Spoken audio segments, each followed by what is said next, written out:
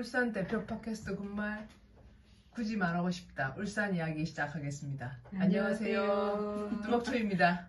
수시로입니다. 안녕하세요. 초직입니다. 안녕하세요.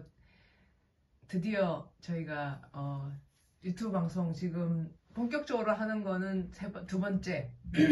네, 어떠세요? 소감이? 정신없어요. 네, 어렵습니다. 네. 네. 저희가 지금 이제 수시로님께서 쓰신 오늘은 글로 써요를 주제로 계속 이야기를 하고 있는데요. 지난번에 우리가 지난주에 화에 대해서 얘기를 나눴잖아요. 네. 오늘은 글로 써요 중에서 주제가 뭐냐면 색깔인. 네, 네. 색깔 보고 상상해서 감정을 해방시키는 글쓰기. 네. 아, 색깔. 네. 이거의 취지가 어떤 거예요?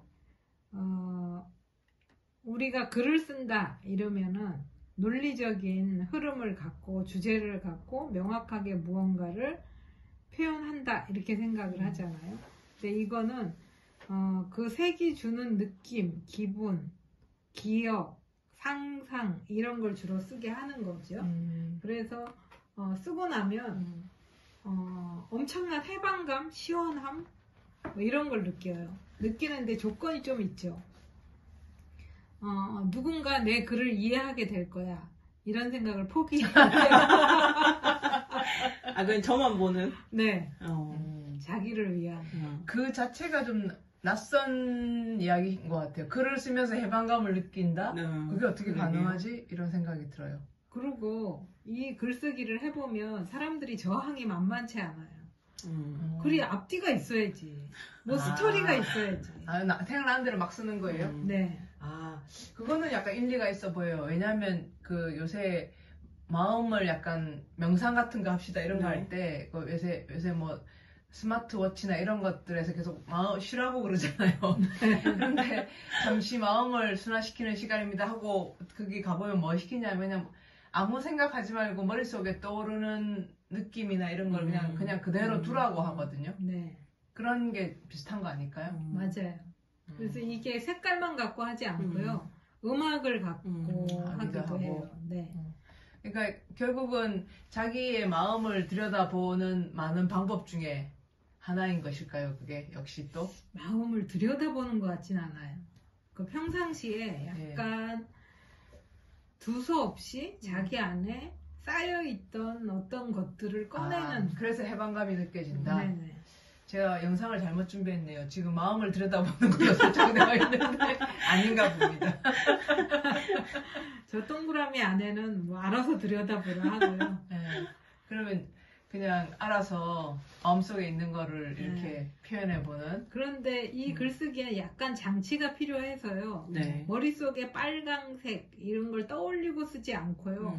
빨강색을 보면서 쓰거든요. 그래요? 그럼 한번 시작해볼까요? 네. 지금 제가 여기 있어요. 제가 영상으로 했어요. 준비를 했거든요. 네. 한번 먼저 어떤 색깔을 한번 보여볼까요? 제일 먼저는 검정색. 이렇게요? 네. 검정을 보고 잠시 생각을 하는 거죠. 색을 보면서. 제가 방송 중이니까 진짜로 생각을 잠시 하면 안 되고요. 했다 치고 그래서 어떻게 되는 거죠? 지금 검정색을 보고 계시잖아요. 네, 보고 있어요. 네.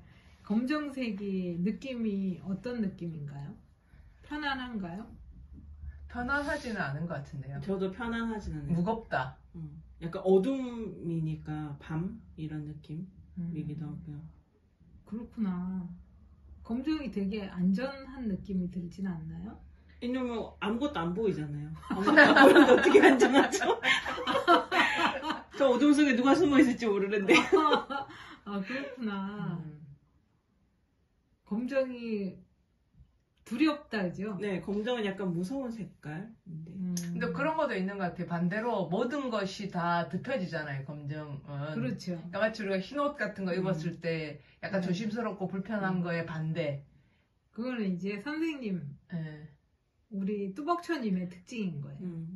그러네. 네. 이게 또 사람마다 달라서. 그러니까 그렇죠. 저는 둘째 줄, 셋째 줄, 넷째 줄에 서 있을 때 안정감을 느끼거든요. 맨 앞에 서 있을 때보다. 어떤 분은 흰색에서 엄청난 안정감을 느끼는 분이 있고 저는 흰색을 보면 굉장히 불편하고 두렵거든요. 검정색이 오히려 편안하고 안전하고 왜냐하면 나를 감춰주니까. 더 저랑 커지고. 비슷한 거네요. 네. 저도 그런 느낌은 있어요. 근데 이제 초재기님은 검정 안에 뭐가 숨어져 있을지 모르기 때문에 네. 무섭지 않냐 이렇게 믿는 네, 거죠. 네. 그런 식으로 네. 그 다음으로 넘어가 볼까요? 다른 색깔로. 네. 아, 이렇게 빨리. 아니 시작도 안 했는데 글쓰기가 아니라 이제 막 뭐가 나올 것 같은 기분이 막 좋아지고 있는데 아니, 더 해도 돼요. 괜찮습니다. 자, 흰걸로 넘어가도 될까요? 네. 근데 흰색을 또 생각해 보면 흰색에서 느껴지는 기분, 느낌. 흰색은 약간 아무것도 안 들어간 거니까 네. 제가 새로 그리면 되잖아요. 네. 그래서 좀 약간 저는 활기찬 느낌 같은 게 기분이 있는 것 같아요. 좋다죠. 네. 네. 그게 제가 원하는 방식으로 그리면 그림을 되니까요. 그리고. 선생님은 흰색이 어떠세요? 저는 아까 그 검정색과 반대로 흰색은 네. 그 뭔가 조심스럽다? 신중하게 다루어야 된다? 이런 느낌이 드는 것 같아요. 그래서 불안하신가요? 약간 불안하다기보다 조심스러운데 그게는 약간 불안함이 들어있을까요? 저는 흰색이 되게 불안하거든요. 깨질 것 같은 느낌? 손대면 안 돼서 멀리 가야 되는 느낌? 그런 느낌이 있는 거죠. 왜 하얀 눈 보면 네. 밟고 싶지 않으세요? 저는 그게 너무 이상해요. 왜 하얀 눈을 밟고 싶지? 하얀 눈은 저는 그 밟고 싶은 느낌과 네. 그대로 그 상태로 두었으면 좋겠는 느낌을 같이 느끼는 것 같아요. 그래서 저는 흰 눈을 왜 제가 이제 저 서울에서 성장을 했으니까 흰 눈을 보면 막 뛰어가서 먼저 밟잖아요. 네. 저는 그게 제일 이상했어요. 아니 흰 눈이잖아. 놔둬야지.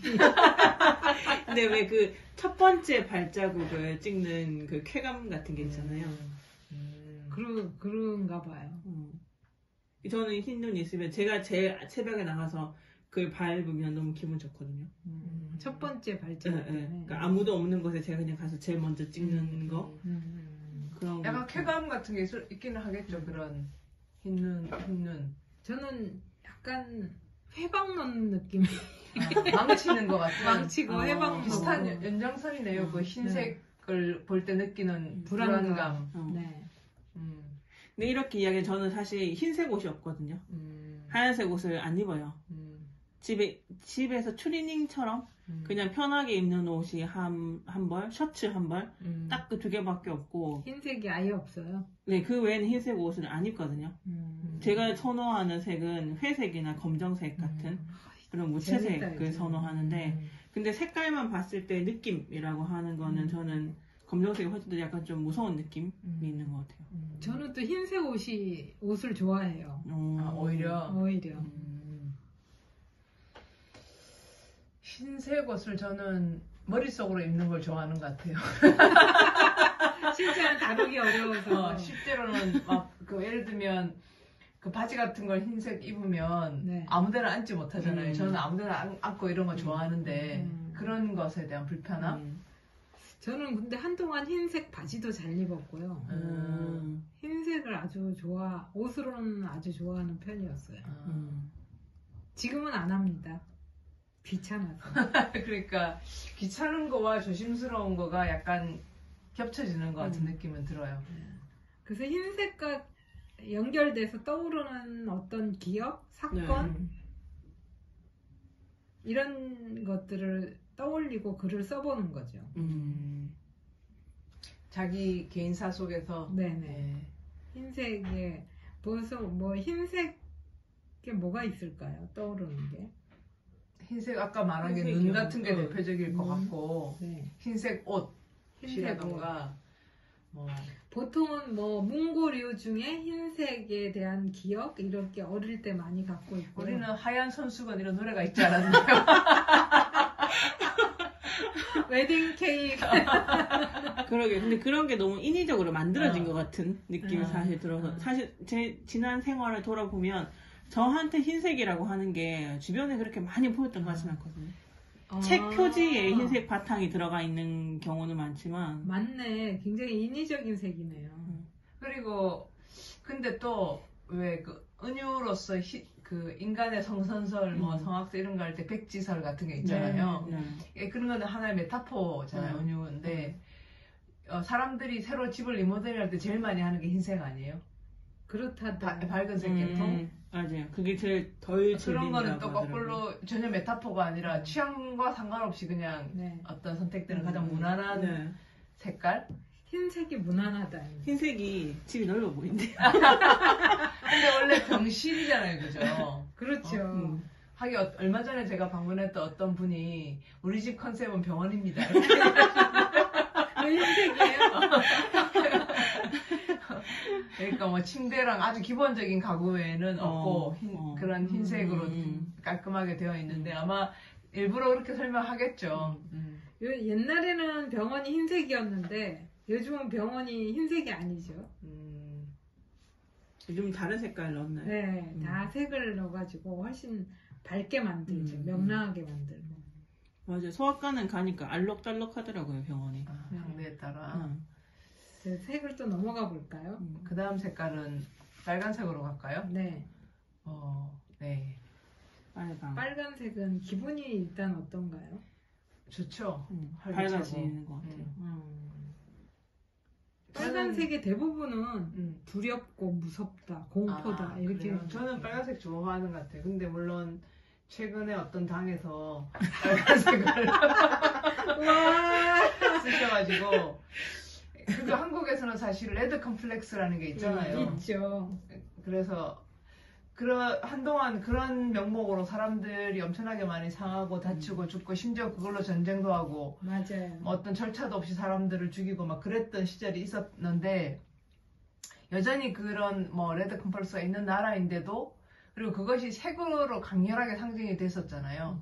그러다가 정치적인 상황에 의해서 지금은 오히려 보수적인 정당이 빨간색을 쓰고 약간 뭐 중도 보수 또는 약간 진보적이라고 하는 데서 파란색 쓰고 이런 거 보면서 어떤 의미에서는 야, 이 색깔이라는 게 정말 인위적이고 만들어진 것이구나라고 하는 거는 충분히 느낄 수는 있죠. 근데 너무 강렬하니까 그 세계 정치가.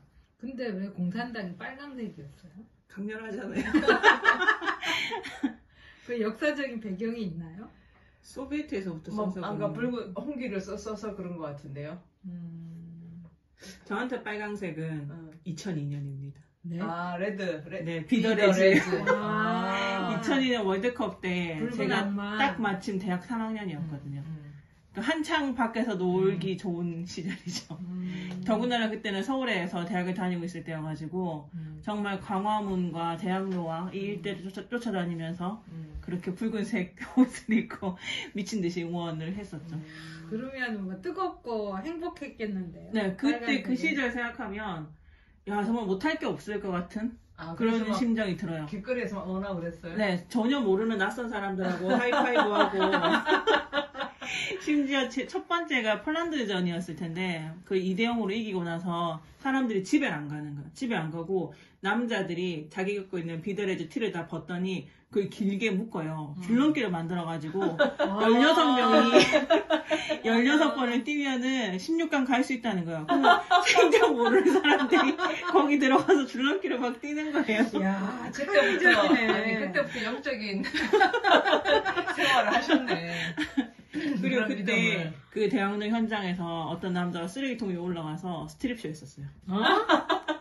너무 좋아가지고. 네, 너무 좋아서 벗어줬어요? 위통 다 벗고 춤추면서 바지는 엉덩이 한쪽만 내려서 어머 정말. 그래서 별의별 경험을 다 했죠. 빨간색 하면 그런 청춘의 어떤 네. 열정과 네. 낙관적인 인간관, 인간의 막 이런 게 떠오르겠네요. 그때는 누가 지나가다가 뭐 차들이 사람들이 워낙 많으니까 그렇죠. 차끼리 접촉사고도 막 나잖아요. 에쿠스 이런 차가 접촉사고를 하는데 그 에쿠스 운전자는 얼굴이 붉어지는데 옆에 사람들이 괜찮아 그때 왜 차들이 빠방빠방 네, 하고 그것도 다니는 하고 거죠. 그랬었죠. 술 너무 많이 마셔가지고 집에 갈 때 막 2시간씩 걸어가고 그랬었어요. 차도 없고 약간 다 업된 상태니까. 그때 저 기억에는 최초로 우리가 국기에 대한 그 옷처럼 입고 몸에 맞아요. 들어가면서 그런 일을 했었죠. 네. 그러니까 그런 엄습주의 같은 게 네. 없어졌던 최초로 없어졌던 21세기적 경험이네요. 네. 네. 어쨌든 붉은색이 그렇게 광장으로 많이 나온 것도 뭐 거의 그렇죠. 처음이었다고. 네. 그런 붉은 얘기 악마라는 들었어요. 이름으로 네.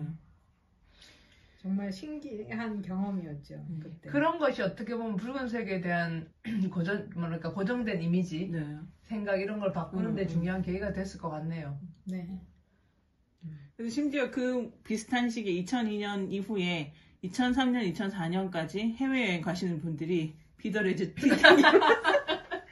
티셔츠를 챙겨와가지고 그거 입고 가면 할인을 받았다는 맞아요. 그런 소문이 있었어요.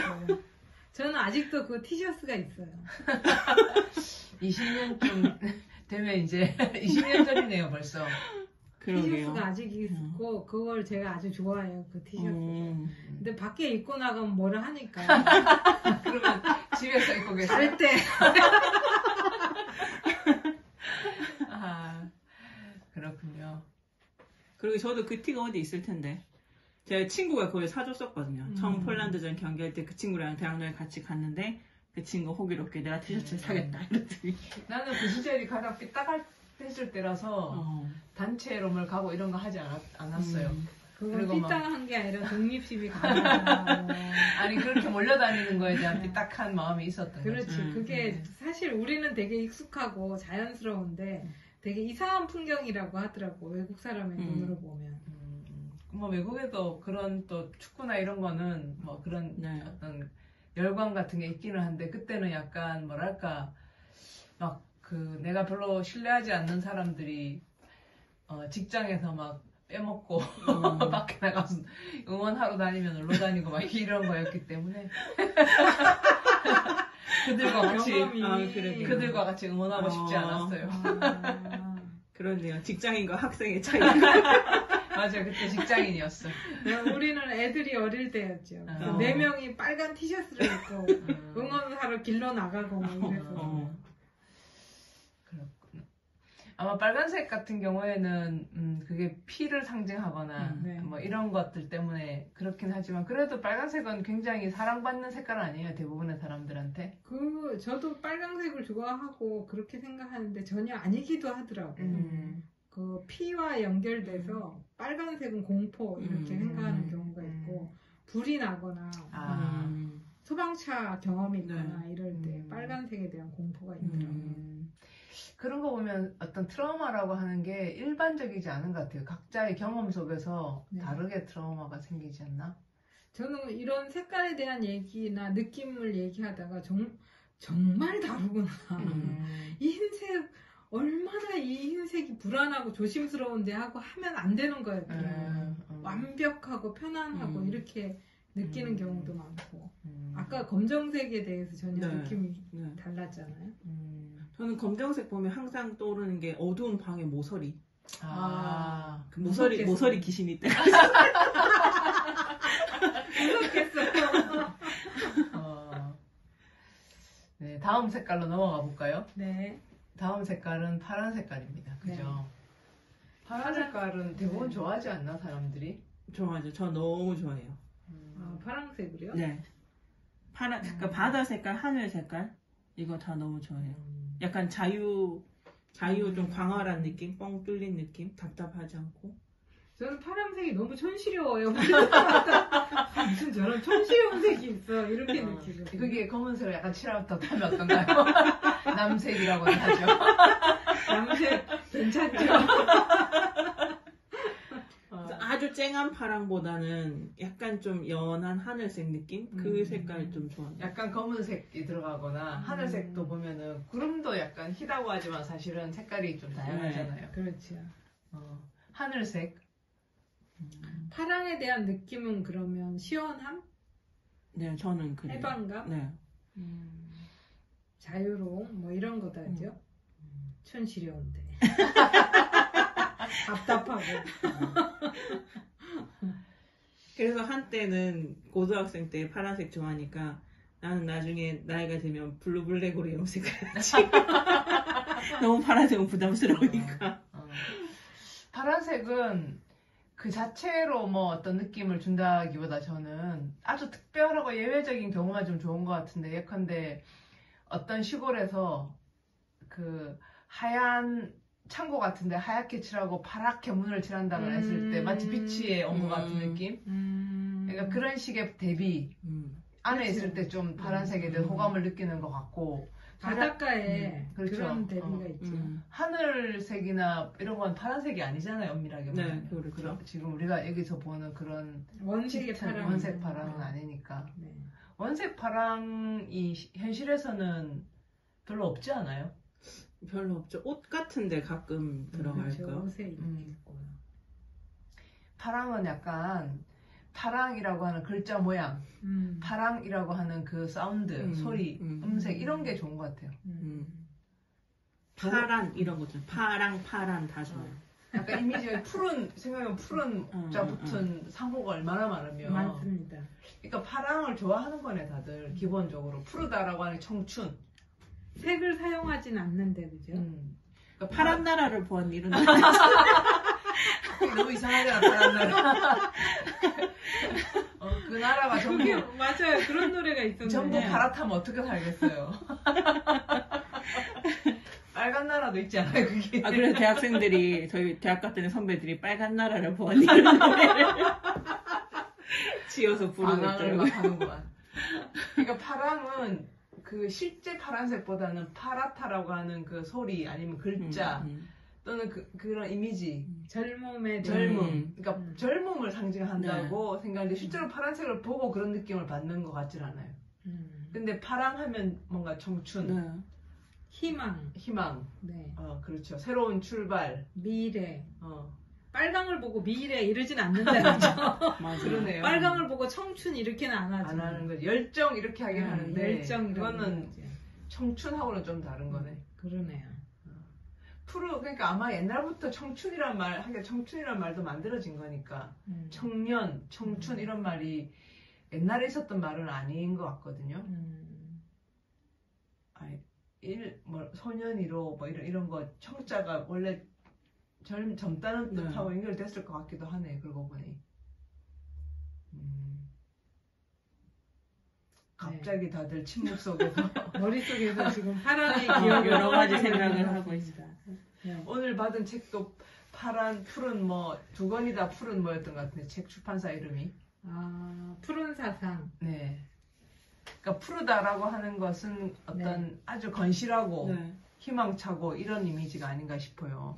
근데 그 푸르다라고 하는 게 사실은 푸른색 하면 파랑의 이미지가 있지만 녹색 계통도 좀 푸르다는 식으로 그렇죠. 표현을 하잖아요. 나이 구분을 그거로 한다는데요. 왜냐면 우리가 항상 푸르게 하는데 녹색으로 만드는 거지 그렇지. 파란색으로 만드는 건 아니잖아요. 녹색으로 가볼까요? 신호등에 그 초록색 불을 보고 파란불.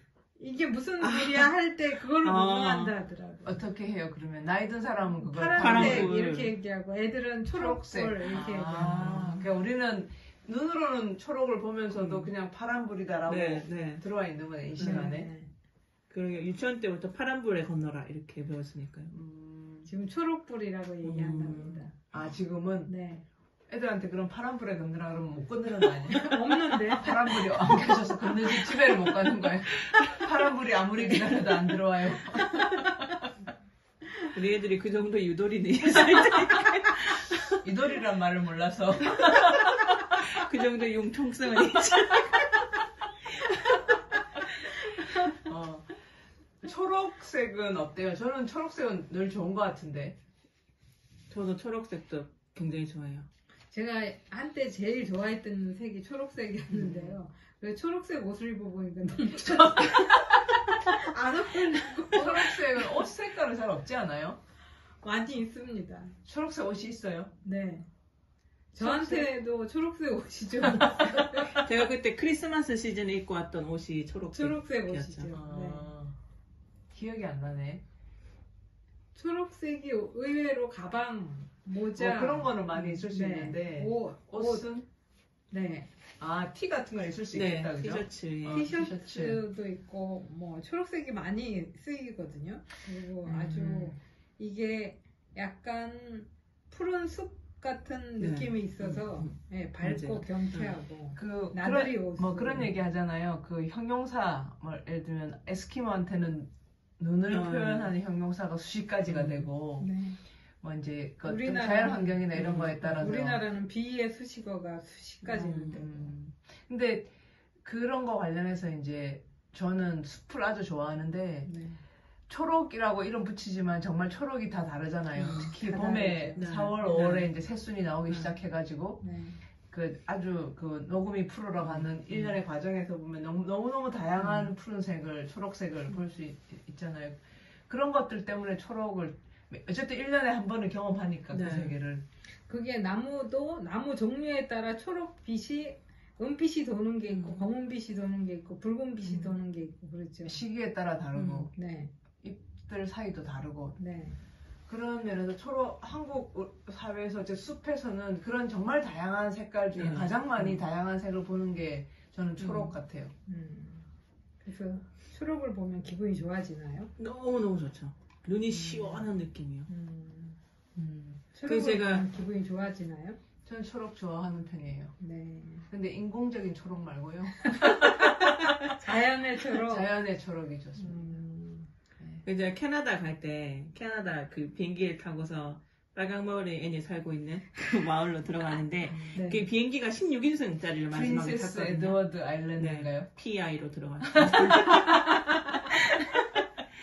네, 거의 16인승을 타고 왔기 때문에 마지막 비행기가 그 비행기가 되게 낮게 날았거든요. 캐나다 숲을 되게 가까이에서 보면서 날았는데 캐나다 숲이 아주 울창하잖아요. 그래서 그때 그 장면을 보면서 내가 만약에 죽을 병에 걸린다라고 하면 다 정리하고 이 캐나다 숲을 걷다가 죽어야 되겠다. 그 생각을 했거든요. 제가 그래서 아는 분한테 그 얘기를 했더니 그렇게 다 버리고 숲에 가서 걸으면 건강이 좋아질 거기 때문에 나는 자연이니까. 다시 돌아와야 된다. 아니 그럼 캐나다 숲은 걸으면 걸을 때 아예 서약을 하고 걷지 않나요?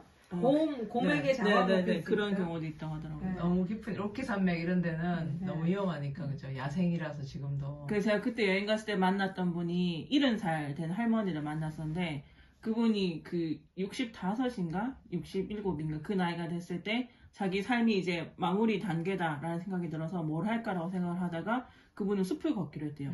그래서 3년 동안 배낭을 메고서 캐나다 숲을 계속 걷고 있는 중인데 이 할머니가 너무 근육이 건강해. 70이 다 됐는데 배낭을 30kg 이런 걸 막 메고도 어. 너무 잘 걸으시는 거예요. 건강이 짱짱해서 저래서 병 걸려도 여기서 병이 낫겠구나 그런 생각을 했었는데 저도 그 산티아고 네. 그 순례자의 길 갔을 때 네. 거기 가면 많은 걷는 사람들 만나는데 어떤 아저씨는 그 유럽에 있는 어떤 작은 나라 아저씨인데 회사를 다니다가 병에 걸린 거예요. 심각한 병에. 가족도 있고 한 분인데 그분이 자기가 이제 그 굉장히 낫기 힘든 난치병에 걸렸다는 걸 알고 제일 먼저 한 게 결국은 회사를 그만두고 걷기를 시작한 거예요. 근데 유럽에는 사실 길이 굉장히 많거든요. 그래서 이분은 순례자의 길을 몇 년째 걷고 있는데 건강이 좋아졌대요. 그래서 이 걷는다는 게 자연이다 하고 약간 비슷한 걸 텐데 그런 자기 치유 능력 같은 걸 굉장히 키우는 방법 같은 거 하나일 것 같아요. 육체적으로도 그렇고 정신적으로도 좀 그렇고 아마 그러니까 대부분은 예. 아픈 이유가 몸을 충분히 움직이지 않고 안 걸어서 덜 걸어서 좀 충분히 규칙적으로 움직여야 되는 거 아닐까 싶어요. 맞아요. 그럴 수도 있죠. 네. 일단 그분은 직장을 그만두셨다고 하니까 가장 큰 원인이 스트레스가 없어졌네. 그러게. 그래서 보통은 그런 결단을 내릴 수 있느냐에 없느냐에 따라 그 뒤에 운명이 결정되기도 해요. 그러니까 여러 가지 개인의 결심 여부도 있고 또 사정이 있을 수 있잖아요. 그렇지. 그만둘 수 없는 뭐 사정이 있거나 하면서 그런 결단을 미루면 더 악화되기도 하고 그런 차이가 있는 것 같아요. 그러네. 야, 초록색에서 이제 자연인이다. 캐나다 숲에 가서 회복을 한다. 뭐 이런 얘기까지 가네요. 그죠? 희망의 색이네요. 초록색이. 네, 초록 제일 좋아요. 네. 그리고 초록이 실제로도 가장 안정감을 준다 그래서 그렇죠. 학교 교실에 네. 앞뒤로 뭐 붙이는 데는 다 초록색 부직포 같은 거 붙여놓잖아요. 네. 그리고 근데 옛날에는 책상도 초록색으로 칠하고 막 그랬어요. 제가 얼마나 권위주의적인 시대 학교 다녔냐면 고등학교 3학년 때 지금으로부터 오래전에 어느 날 아침에 학교를 갔는데 난리가 났는 거예요, 학교가. 왜냐하면 우리가 3층 건물이었는데 1층에 보면 보통 등나무가 있고 등나무 밑에 벤치가 있잖아요. 그럼 봄이 되면 이제 6월 이렇게 되면 등나무가 막 이렇게 잎이 푸르게 이제 자라잖아요. 풍성해지잖아요. 근데 어떤 아이가 3층에서 그 등나무를 내려다봤는데 그기가 너무 푹신푹신하고 자기를 안아줄 것 같은 느낌이 들었는 거예요. 그래서 체육복을 갈아입고 그게 뛰어내린 거예요. 그랬는데 이제 3층이니까 그렇게 높지 않아가지고 등나무는 한 1층, 1.5층쯤 되고 그래서 이제 걸려가지고 괜찮았어요. 그랬는데 그 뒤에 무슨 일이 생겼냐면 그 교실에 화분이 많이 있었거든요. 화분 다 치우라고 하고 이 화분이 아이들을 선동했다고. 정말. 화분 없애라 그러고 그 아이는 결국 전학 갔어요. 전학을 보내버렸어요. 세상에. 그게 뭐 오래전 이야기입니다만 지금 생각해보면 그런 환상에 빠지기는 하잖아요. 사실. 하죠, 당연히. 그리고 얘는 생각도 있었는 거야. 체육복을 갈아입었잖아. 그렇지, 뛰기 좋게. 그래서 무슨 자살을 하거나 이런 건 전혀 아니고 그런 어떤 환상을 우리가 그런 뭐랄까 그 어떤 사람들은 대부분 그걸 실행하지 않지만 어떤 사람은 실행하는 건데 제가 그 비슷한 경험이 하진 않았어요, 저는. 그런데 비슷한 경험이 구름을 보면 그런 충동이 있지 않아요? 저 비행기 같은데 비행기 타고 가다가 구름 보면은 받아줄 것 같죠. 저 폭신한 데 뛰어내리면 얼마나 안락할까. 그리고 우리가 어릴 때 늘 본 동화 속에 구름 위에는 선녀가 있잖아요. 맞아요. 그럼 선녀도 있는데 당연히 나도 있을 수 있지. 이렇게 생각을 했는데 제가 설악산인가 지리산인가 정상 부근을 지나가는데 이놈 구름이 날 받아주는 게 아니고 차가워서 얼어 죽는 것 같은 구름 사이를 쓱 지나가는데 내가 그렇게 만지고 싶었던 구름이 바로 이거란 말이야. 막 이랬던 기억이 나요. 문학과 과학 사이에서. 먼 거리가 있군요. 마지막으로 저희가 준비한 색깔이 노란색인데요. 네. 노란색은 다 좋아하지 않아요? 저는 노란색 저는 좋아하는 편이에요. 노란색은 굉장히 유치원 아이들이 그렇죠. 동심이랑 이런 거 많이 순수함, 되게 애기 같은 병아리? 귀여운 그런 느낌 있는 것 같아요. 그리고 은행나무?